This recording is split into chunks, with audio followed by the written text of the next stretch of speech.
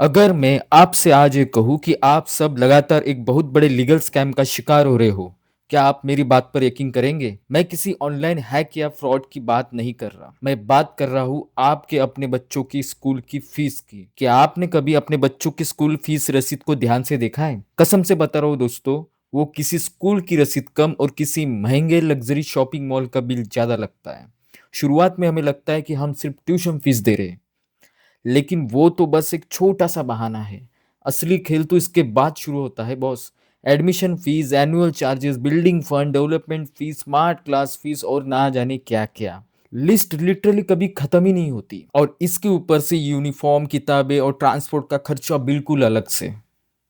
मतलब लिटरली ये चल क्या रहा है यार? ये कोई नॉर्मल बिल नहीं है, ये एक बहुत बड़ा लीगल डाका है। और आज के टाइम पर करोड़ों पेरेंट्स अच्छी शिक्षा के नाम पर चुपचाप सह रहे हैं। कानूनी तौर पर देखा जाए तो भारत में मान्यता प्राप्त प्राइवेट स्कूलों को एक नॉन प्रॉफिट एंटिटी होना चाहिए। मतलब कि no profit no loss. Supreme court ने भी एकदम क्लियर कहा है कि शिक्षा कोई धंधा या बिजनेस नहीं है। लेकिन ग्राउंड रियलिटी एकदम अलग है। आजकल कई बड़े स्कूल विद्या मंदिर नहीं बचे।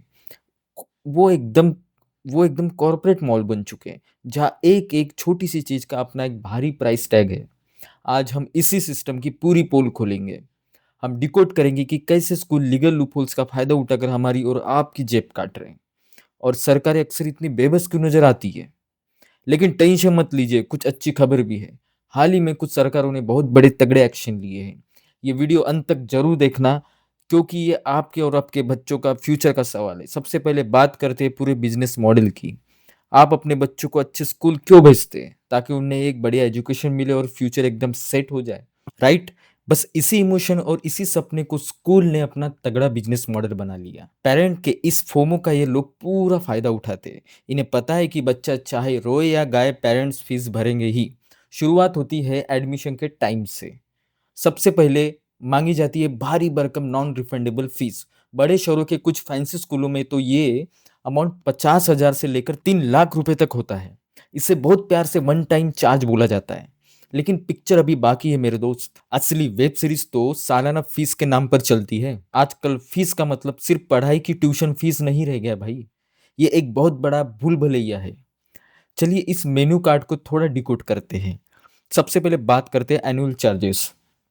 ये एक ऐसा रहस्यमय चार्ज है जिसका लॉजिक किसी को आज तक समझ में नहीं आया।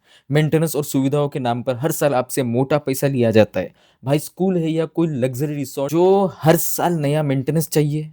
फिर आती है डेवलपमेंट फीस। सुप्रीम कोर्ट ने साफ मना कर दिया है, फिर भी लोग धड़ल्ले से पैसा वसूलते हैं।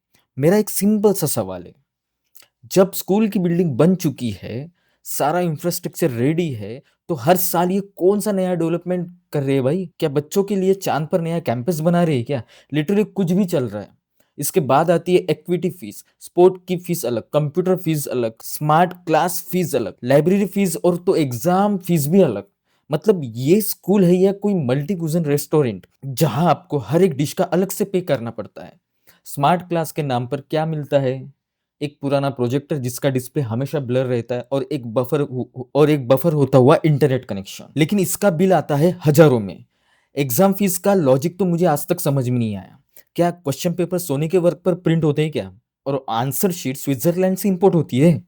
और जब इन सबको टोटल करते हैं ना, तो कैलकुलेटर भी रो देता है।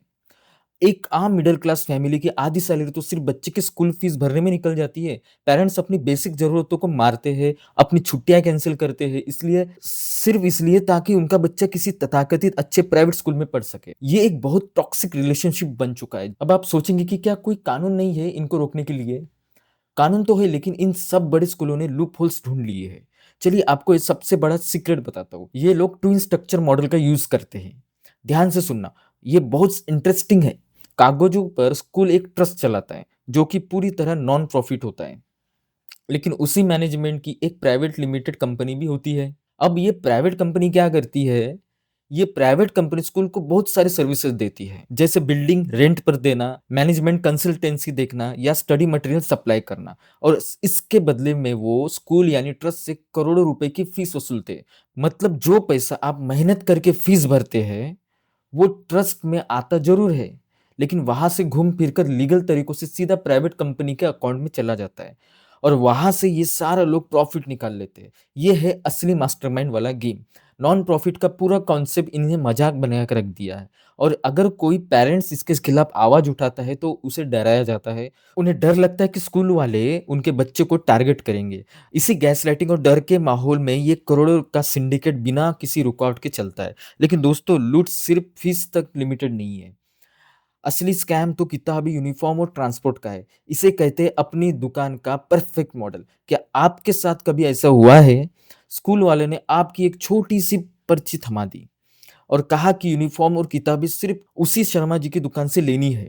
अगर हाँ, तो कमेंट में जरूर बताना। ये कोई कोइंसिडेंट नहीं है गाइस, ये एक प्रॉपर मोनोपोली है। स्कूल मैनेजमेंट शहर के किसी एक खास दुकान के साथ अंडर द टेबल डील करता है और हजारों बच्चे की सप्लाई का ठेका उसी एक दुकान को मिल जाता है। और बदले में स्कूल मैनेजमेंट को हर सेट पर मोटा कमीशन मिलता है। जो किताबें आपको ओपन मार्केट में एक अच्छे खासे डिस्काउंट पर मिल सकती थी, वो आपको उस खास दुकान से पूरी एमआरपी पर खरीदनी पड़ती है। और कमाल की बात तो ये है कि ये किताबें एनसीईआरटी की होती ही नहीं है, ये प्राइवेट पब्लिशर की किताबें होती है, जिसकी कीमत 10 गुना ज्यादा होती है। सेम यही स्टोरी यूनिफॉर्म की भी है। आजकल स्कूलों में एक यूनिफॉर्म से काम नहीं चलता। मंडे को रेगुलर यूनिफॉर्म, वेडनेसडे को हाउस यूनिफॉर्म, फ्राइडे को स्पोर्ट यूनिफॉर्म और सर्दियों के लिए अलग से विंटर यूनिफॉर्म। मतलब बच्चे स्कूल जा रहे हैं या किसी फैंसी शो में हिस्सा लेने जा रहे हैं। और हर एक साल या 2 साल में स्कूल वाली यूनिफॉर्म का डिजाइन या कलर हल्का सा बदल देते हैं ताकि आप बड़े भाई की पुरानी यूनिफॉर्म छोटे भाई को ना पहना सके। ये सब बहुत सोची समझी स्ट्रेटेजी के तहत होता है। तीसरा बड़ा स्कैम है ट्रांसपोर्ट फीस। स्कूल बसें अब सुविधा नहीं बल्कि प्रॉफिट छापने की मशीन बन चुकी है। हर साल बिना लॉजिक के ट्रांसपोर्ट फीस बढ़ा दी जाती है, चाहे डीजल का रेट कम हो या ना हो। और सबसे मजे की बात तो सुनिए, स्कूल की छुट्टियां होती है लगभग 2 महीने की, लेकिन ट्रांसपोर्ट फीस पूरे 11 महीने की वसूली जाती है। ये किताबी, यूनिफॉर्म और बस का सिंडिकेट मिलाकर एक ऐसा ट्रैप बनता है जिससे निकलना इम्पॉसिबल है। स्कूल आपको एक पेरेंट नहीं बल्कि एक कैप्टिव कस्टमर मांगता है, एक ऐसा बंधक कस्टमर जिसके पास कोई दूसरी चॉइस है ही नहीं। अब बात करते हैं एक ऐसे मुद्दे की जिसे हम अक्सर लोग इग्नोर करते हैं। राइट टू एजुकेशन यानी आरटीआई एक्ट 2009 में सरकार ने एक बहुत बड़ी क्रांतिकारी कानून बनाया था, जिसके तहत हर प्राइवेट स्कूलों को 25% सीटें गरीब और वंचित बच्चों के लिए रिजर्व रखनी होती है, ताकि उन्हें भी फ्री क्वालिटी का एजुकेशन मिल सके। सुनने में कितना परफेक्ट लगता है ना? लेकिन सच बताऊं तो कई प्राइवेट स्कूलों ने इसका भी मजाक बना दिया है। इन बच्चों को एडमिशन देना इनके लिए बहुत बड़ा बोझ बन गया है। सबसे पहले तो लोग एडमिशन देने से ही मना कर देते हैं। कभी कहेंगे कि सीट फुल हो गई, तो कभी डॉक्यूमेंट में कोई फालतू सी कमी निकाल देंगे। और अगर गलती से एडमिशन मिल भी गया तो इन गरीब पेरेंट्स से इलीगल तरीके से पैसे मांगे जाते हैं, कभी एनुअल चार्ज तो कभी इक्विटी फीस के नाम पर। और सबसे दुख की बात तो ये है कि इन बच्चों के साथ अक्सर बहुत बड़ा भेदभाव होता है। इन्हें कोटे वाला बोलकर चिढ़ाया जाता है। सोचिए उस छोटे से बच्चे के दिमाग पर क्या असर पड़ता होगा जब उसे स्कूल में बाकी बच्चों से अलग बिठाया जाता है। उसे फील कराया जाता है कि वो एक एहसान के तले पड़ रहा है। ये बच्चों के मेंटल हेल्थ के साथ-साथ बहुत बड़ा खिलवाड़ है। मेंटली इतना टॉर्चर किया जाता है कि बच्चे तो खुद ही स्कूल छोड़ देते हैं। जिस कानून को समाज की दूरियां मिटाने के लिए बनाया गया था, वो सिस्टम की कमियां की वजह से दम तोड़ रहा है। यूपी के नोएडा में नियम तोड़ने वाले 7 स्कूलों पर जुर्माना लगाया गया। बिहार सरकार ने भी स्ट्रिक्ट वार्निंग दी है कि कोई स्कूल पेरेंट्स को किसी फिक्स दुकान से किताबें लेने पर मजबूर नहीं कर सकता। ये सारे एक्शन दिखाते हैं कि अब पेरेंट्स की आवाज सुनी जा रही है। तो फाइनली हम सब कहाँ खड़े हैं? एक तरफ वो बड़े प्राइवेट स्कूल है जो एजुकेशन के नाम पर अपना कॉर्पोरेट एम्पायर चला रहे हैं, और दूसरी तरफ है वो करोड़ों पेरेंट जो अपने बच्चों को बेटर फ्यूचर देने के लिए अपनी जिंदगी भर की सेविंग लुटा रहे हैं। हमने देखा कि कैसे नॉन प्रॉफिट के नाम पर करोड़ों का प्रॉफिट कमाया जाता है और कैसे गरीब बच्चों के हक को दबाया जाता है। लेकिन हमने उम्मीद की किरण अभी भी देखी है। पंजाब और दिल्ली जैसे राज्य बता रहे हैं कि अगर सरकार चाहे तो सिस्टम बदल सकती है। पर दोस्तों, ये लड़ाई बहुत लंबी है। इसे सिर्फ सरकारें नहीं जीत सकती, इसे जीतने के लिए आपको और मुझे एक साथ आना पड़ेगा।